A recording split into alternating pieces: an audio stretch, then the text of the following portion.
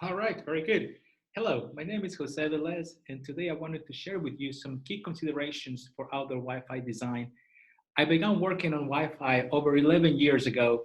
My journey in Wi-Fi began with Motorola Solutions, where I was a part of their wireless broadband team, and I currently work for Charles Schwab as a senior network engineer. So with that, let's go ahead and get started.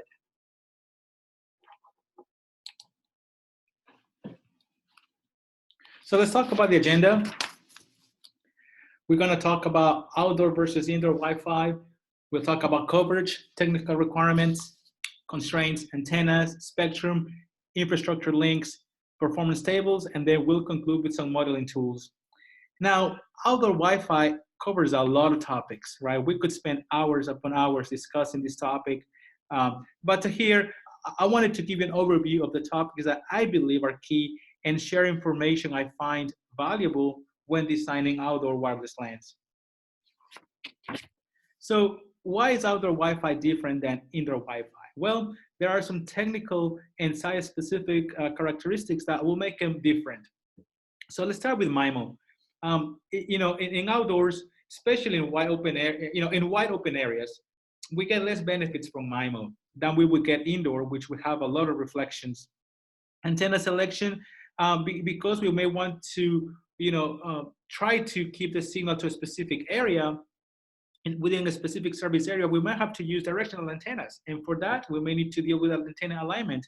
So antenna alignment is very important when it comes to outdoors. Link budgets, free space path loss calculations, we're gonna need them. Performance tables become very important outdoors. Power, how are we going to extend the power to these access points? What kind of power do they need? Backhaul, let's talk about the backhaul because, right, is the backhaul ready to support the additional capacity incurred by the outdoor Wi-Fi deployment, right? So very important. Now, we also have some site-specific characteristics or aspects that will make outdoor Wi-Fi different than indoor. It's because one of them is safety, right? Because access points are going to be mounted typically on higher structures. It could be a pole, it could be a side of the building, it could be a building soffit, you name it, right? So we need to make sure that safety is accounted for. Safety is paramount. Asset security, how are you going to secure the APs? Very important. NIM enclosures, depending on your geographical location, these NIM enclosures may need to provide heating or cooling for your access point. Power, we talked about that, very important. Permits, if you're trying to deploy access points, let's say within a neighborhood, within any public space, typically you're gonna need permits, right? And even for some private settings, you may have to pull permits, right? If you have to do directional boring to extend power, PoE to the access points, right? That may incur a permit. So very important. Surge suppression. So because the access points are exposed, to the outdoors, to the environment, we need to make sure they have the proper surge suppression in place. Mounting assets, again, where are we going to mount the APs? How are we going to mount them? Very important for outdoors. Ruggedized APs, the APs that we will use for outdoors have to meet a specific temperature, humidity, the right ratings, if you will. So very important. So, and then aesthetics. Typically, when we mount access points outdoors, it could be a college campus, it could be an amusement park, it could be a corporate campus. So the customer, they don't want to see the APs, they just want to get the functionality. And for that, we need to make the the access points blend in with the environment, right? So aesthetics are crucial when it comes to outdoor Wi-Fi. Now, I also mentioned on the technical requirement and the technical aspects here, IT security. Now, when I mentioned IT security, that encompasses physical security, information security, and cybersecurity, of course. Now, we need to make sure, right, that the appropriate network security mechanisms are in place whenever we design for outdoor, which is, the same for indoor, right? So keep that in mind. Now, all these aspects is what make, are key for the planning and for the designing of outdoor wireless LANs. Let's talk about the design process. There are 4 phases in the design process, and this is from the CWNP. So the first phase is the define phase. This is the initial phase where we perform tasks like requirement analysis. We will gather information about the project, about what the customer expects, and we will generate a pre-site survey checklist. Now, the design phase, this is where the actual design takes place. Site surveys, AP on a stick, propagation maps, coverage and capacity calculations are done, in this phase. The implementation phase is where we will configure the infrastructure, DNS, DHCP, VLANs, routing, security mechanisms, profiles, captive portals. We will provision and install the access point, the controllers, and any associated network components. Validate. Here we evaluate whether the requirements have been met for our design. And typically, we will perform an active site survey to validate coverage, capacity, and make sure our applications work as planned. So let's talk about coverage.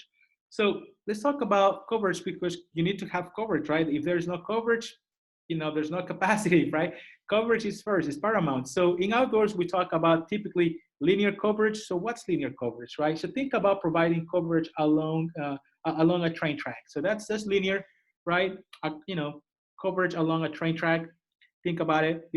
I've actually worked on projects like that or Amtrak. Coverage, area coverage, which is your typical coverage provided to a specific area. Then we have to talk about portability versus mobility.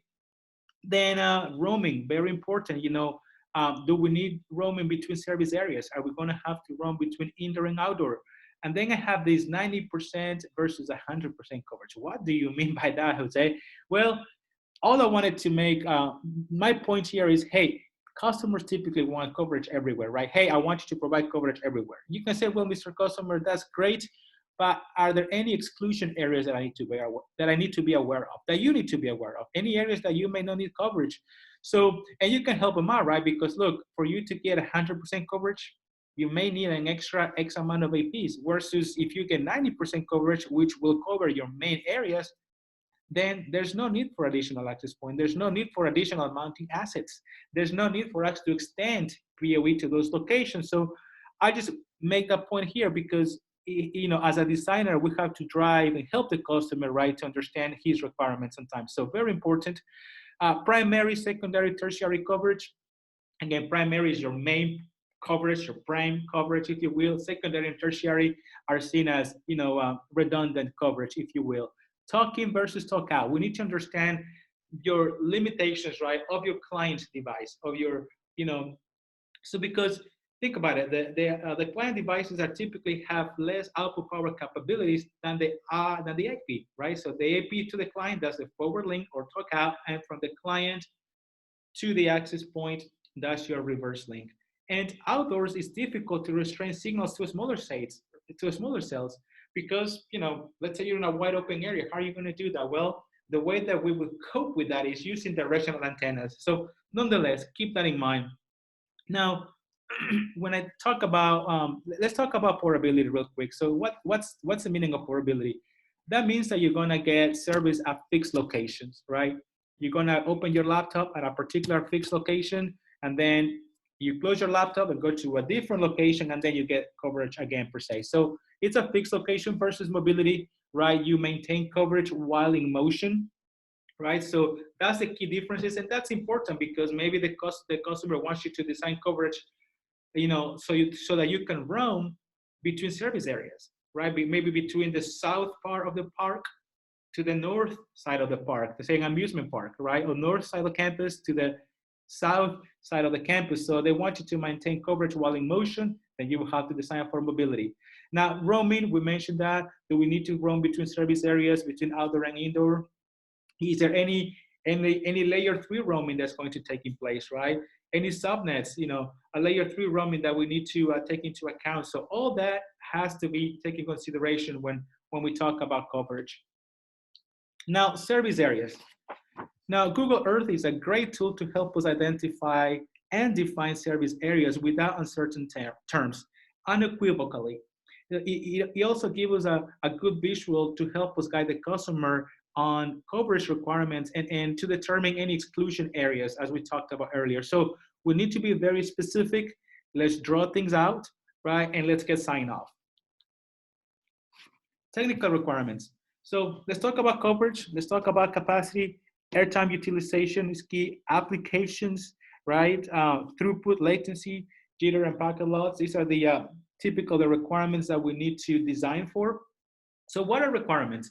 So requirements are just what the system needs to do in order to work properly, right? So when we talk about this, we got to start with coverage. So we must have coverage because if there's no coverage, there's no capacity, right? So let's talk about capacity. So what is capacity? Capacity is determined by the interaction between the wireless LAN infrastructure and client devices and their capabilities. And these capabilities are what dictate the performance of a wireless LAN. So how do you determine capacity? You do by determining the airtime demands of all the stations on the wireless LAN based on the number of stations, their capabilities, application requirements, and the device behavior or the user behavior. Now, when we talk about airtime, right, we talked about applications. Now, when you think about applications in Wi-Fi, in wireless LAN, you need to think about WMM, wireless multimedia, and access categories. So let's say that your application, the application that you're planning for is data only. So typically that application requires about 80% airtime utilization is what you may want to plan for. And that traffic is typically best effort as far as your access category classification there.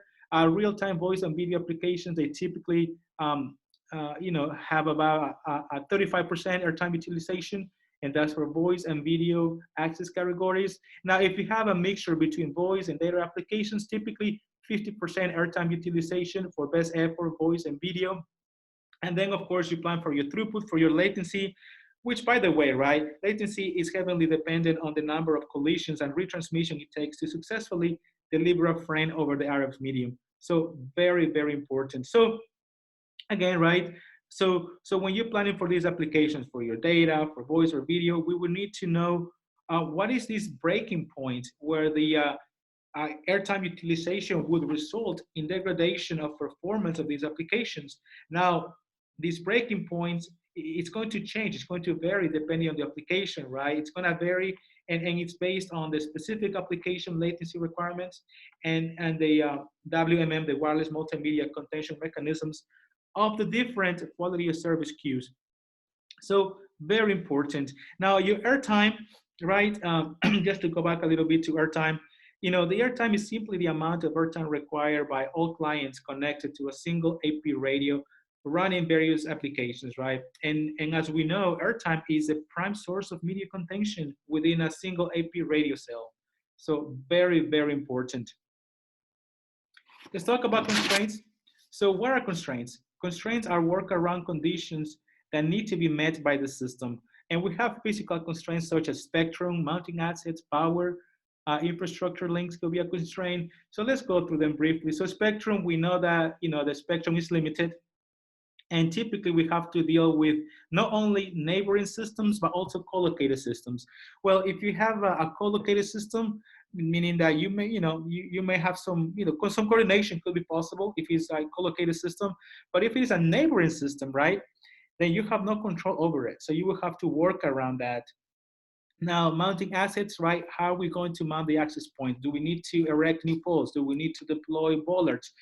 Do we need to use any existing infrastructure for us to mount the access points? Power, how are we going to extend power to these access points? Is there enough power capacity, right, for us to provide the power to the access points? Infrastructure links, right? What's the capacity left or available in these Ethernet links or fiber links or wireless links for us to, for us to use it, right? For us to transport the traffic from the outdoor deployment. So very important, So whenever you think about infrastructure links, think about capacity. How much capacity is left for us to use for the outdoor deployment? If not, then you may have to add capacity or, even deploy new infrastructure links, right? So very important to keep that in mind. Organizational constraints, budget, we know budget is always, I want to say always, but typically is a constraint, right? And aesthetics, right? Organizations want to make sure that the APs are deployed in such a way that they blend in with the environment. So again, very important for us to keep in mind. So let's talk about aesthetics here on the next slide. So I wanted to show you these slides right here because this is something that I personally being involved with, and I found it very valuable tools that we have as Wi-Fi designers. So on the left, you see a panel antenna that has been wrapped with a vinyl skin, and this is done by Axeltex. They have some very good solutions for, and they'll wrap the APs for you, which is beautiful because once they do that, once you wrap the APs with a vinyl skin, they blend in with environments so well. And then on the right, you have these ballers for you to put the APs inside the ballers, and then all the users will see it's a baller, which typically will blend in very nicely with the environment. So none of these vendors, are sponsoring this video. So I just wanted to share with you what I've used, what I'm familiar with, so that you can, also have these available to you and use them, right, to help you. So let's talk about, again, we talked about constraints with, whenever you have these aesthetics constraints, you have to get creative, right? But also be mindful that aesthetics can impede functionality and will certainly add cost. So we will need to plan for this potential decrease in functionality and also serviceability, right? Serviceability is also a factor to consider when it comes to aesthetics. Now remember, let's say that you want to use, the ballers, or you're mounting the AP, you're using the example, a 3-foot baller, right? So just keep in mind that lowering mounting height or lower mounting height impact coverage, and hiding the APs could increase your RF losses. So bear that in mind whenever you're dealing with any type of aesthetic solutions.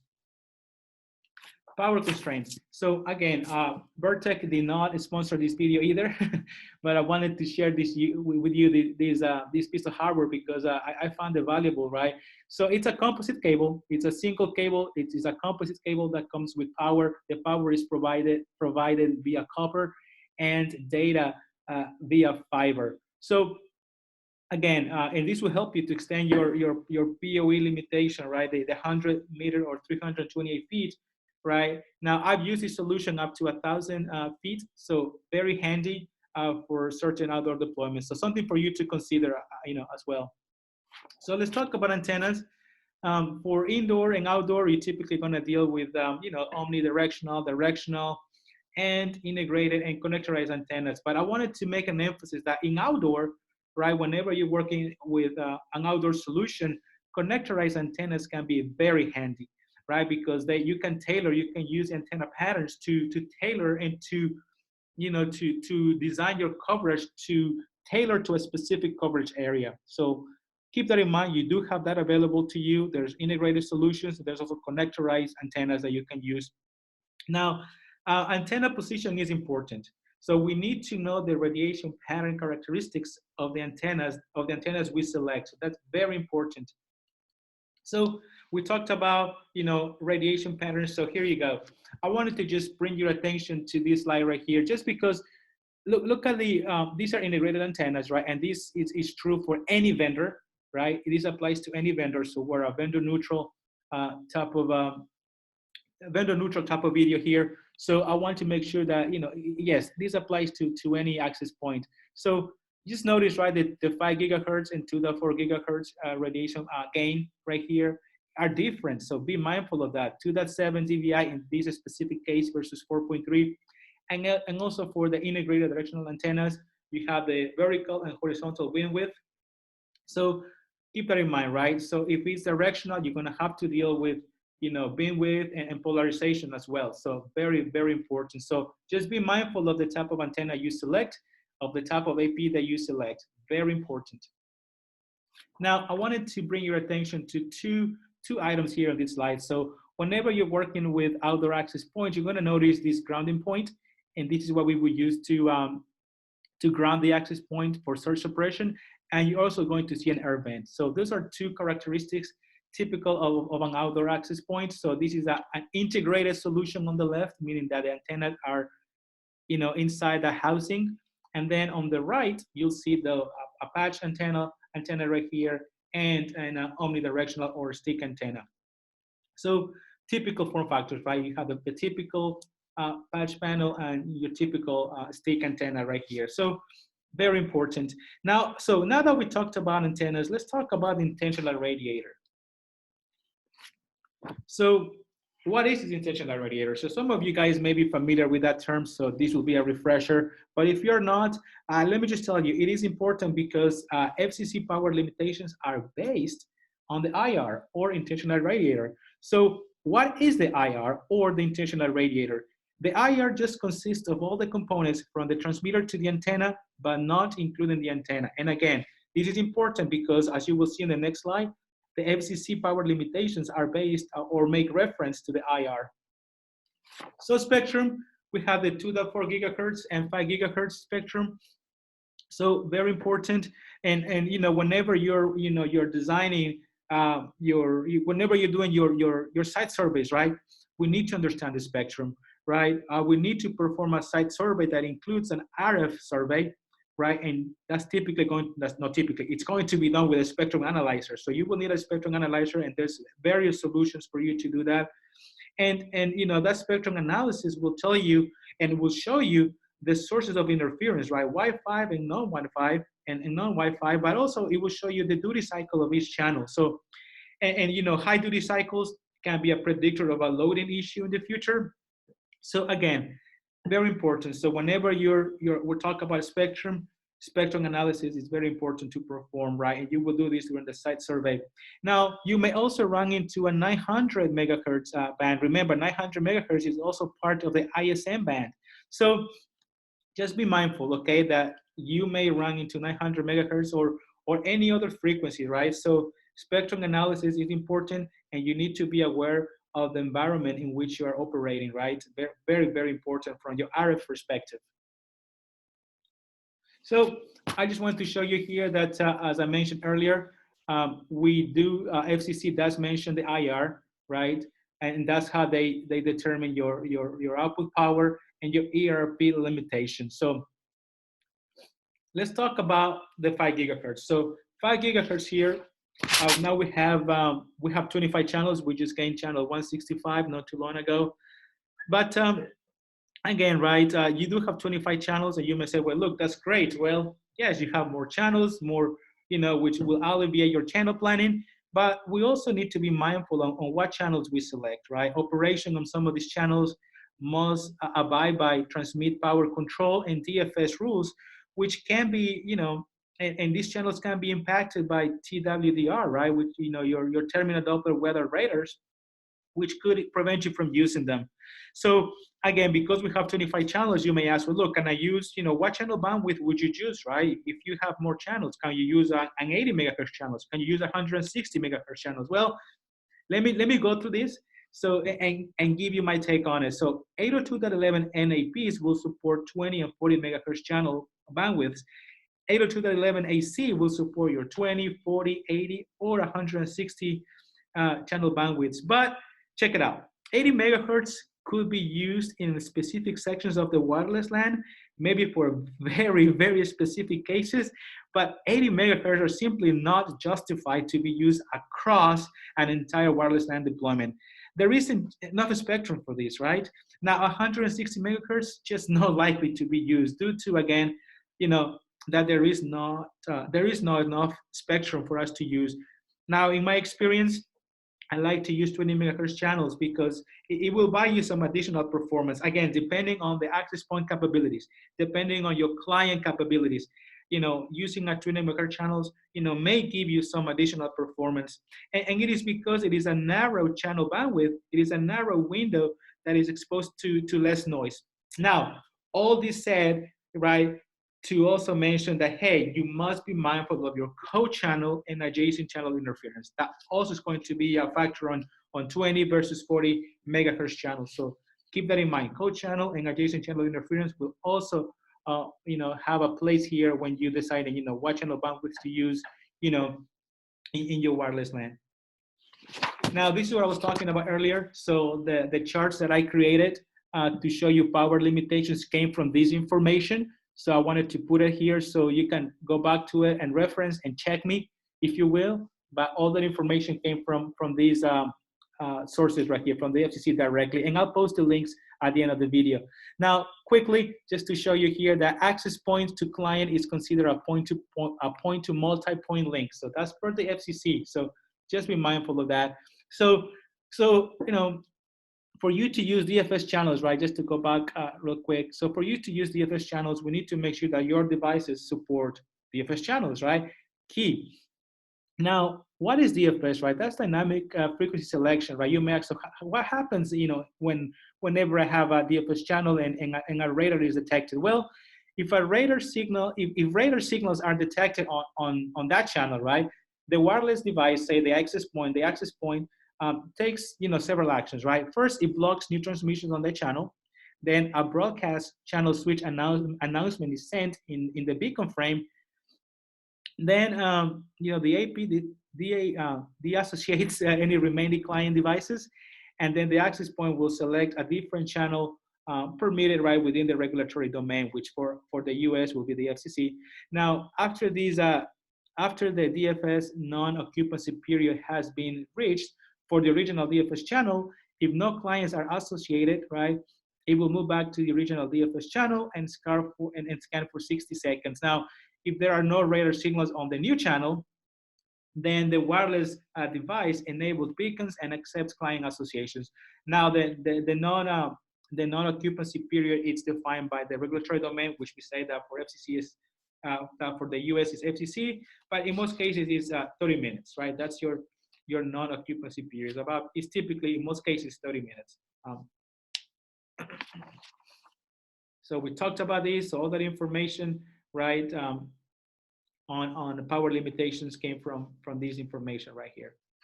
So backhaul infrastructure links, I just wanted to share with you that, hey, you can have wire infrastructure links, you can have wireless. Now, again, capacity is what you need to be mindful of, right? Is there enough capacity on the wireless backhaul, on the backhaul infrastructure to accommodate for the additional traffic from your outdoor deployment? Now, just briefly, right, when you have a link over 7 miles, you need to account for the earth voltage, right? So 80% clearance of the first Fresnel zone is recommended, and 60 is required, right? And that 20% delta allows for what we call environmental changes that can significantly impact the link, right? So again, over 7 miles, you need to account for the earth voltage. Think about Fresnel zone. Think about 80% clearance is recommended, 60% is required, okay? So be mindful of that. So performance tables, I wanted to share with you this because I've used this before. I've used performance tables to help me determine my range of my clients whenever I design for outdoors. And it basically says, look, for this received signal strength, you're going to be operating at a specific, at this specific modulation coding scheme. And remember, right, this is just one side of the story. When you talk about modulation coding schemes or any performance, you must account for the signal to noise ratio. So SNR is critical and must be considered, along with these performance tables. But nonetheless, this information is available to you guys, or should be available to you guys, either on data sheets, design guides, and if you don't see them for your specific, and these are specific, right, for specific per your vendor, then ask them, look, Mr. Vendor, I need to have the performance tables for, for this particular access point or this particular device, and they should be able to give them to you. So be mindful that very, very useful to, when designing for outdoor. Same thing here, 5 gigahertz, a little bit different. So I put them here so you can do a comparison, but they vary per PHY, right? And per channel bandwidth, for 20 megahertz channel bandwidth, 40 megahertz channel bandwidth. So again, it's here for you to take a look at, but remember, right? That's just the received signal strength. That's just one side of the story. You also must consider the signal to noise ratio. Very good. So modeling tools, these are the ones that I've used. There are a plethora of modeling tools. These are the ones that I've used, that I play with, that I love, right? But again, there's plenty of them, right? So very useful. Now, I mentioned Cambio Networks Link Planner. I've used that tool to model the backhaul. It's a free tool, very, very nice tool to use. Again, it's free. And then you have also another tool that you may have heard of, which is the Forks Atoll Radio Planning. It's a very cool tool for Wi-Fi design. It does require some effort. It does require a lot of information for you to get it going. But once you get it going, it is a great, great tool. So let's just conclude the video with a quick, quick exercise, if you will. So let's say that Legoland came to you and said, hey, I want you to design this outdoor Wi-Fi for me for 300 park guests. Mounting assets, I don't know yet. You tell me, Mr. Designer, what you want to use. My applications, though, will be email, web browsing, social media, and I want you to provide coverage to an entire section of the park. And obviously, the APs must blend in with the Lego land experience. So let's take a look at it, right? So here are our first iteration of design right here. So we're gonna do area coverage design. We're gonna look at the 5 gigahertz coverage first, high throughput, 20 megahertz channel. Your client transmit power 12 dBm. That's typically an iPhone, but again, that's gonna be specific to you talking, right? Remember, from the phone to the AP. We're gonna use channel 44. Mounting axis, we're gonna use 3-foot bollards, and then integrated antennas with directional antenna patterns, and we're gonna use outdoor planner for the design. So let's take a look at that real quick before we conclude this video. Give me just a second here, and then we'll share this with you guys. All right, here you go. Very good. So I just wanted to make another disclaimer, right? This is just for illustration purposes only, right? This is just an example. And again, this is free space path laws. There's, this coverage does not account for any obstructions, right? So let's take a look at it, right? So I just wanted to show you, right? First of all, remember right here, we talked about delineating the service area. So that's what I done here. So the service area is well, shown. We know it's only within this area, so there's no confusion. But also wanted to show you, right, depending on your planning parameters, right, and your output power, on your design, on your device capabilities, right, your access point capabilities, your client capabilities, right, that's going to change. Your coverage is going to change. But nonetheless, take a look at it. If you're looking at the Next 65 coverage, you see the difference, right? And that's what I wanted to share with you guys. Next 7 is going to give you a much wider range, if you will, versus, Next 65. So keep that in mind, very important. And that's going to depending on the performance tables that we talked about. Now, let me share with you here I wanted to see if I can do where is that? Give me 1 second. I wanted to just show you real quick. That's what I wanted to share with you. There you go, right here. So I wanted to show you, right, look the difference, right?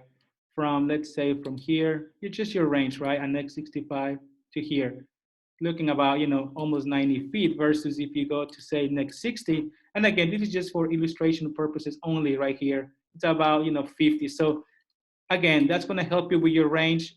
This is just free space path laws, and it's gonna change per your specific tool. Again, I just wanted to show you, give you a quick overview. And just for those of you guys that are not familiar, that haven't seen, how this works, but look, tools like this will also give you, the 3D pattern for your antenna, right? Your horizontal and vertical beamwidth. So with that, guys, I do thank you so much, for your attention, for your support. So let me just end with some quick references here, resources, CWNP, Wireless Design Professionals. These are tremendous, tremendous resources for you to learn more about Wi-Fi, Oberon, Axeltex, Vertec. They have great resources. So anyways, I just wanted to share this with you guys. And again, I do thank you so much for your time, for your support. And let's continue the discussion. And you can find me on Twitter at D5_WRLS. So with that, thank you so much, you guys. Appreciate it.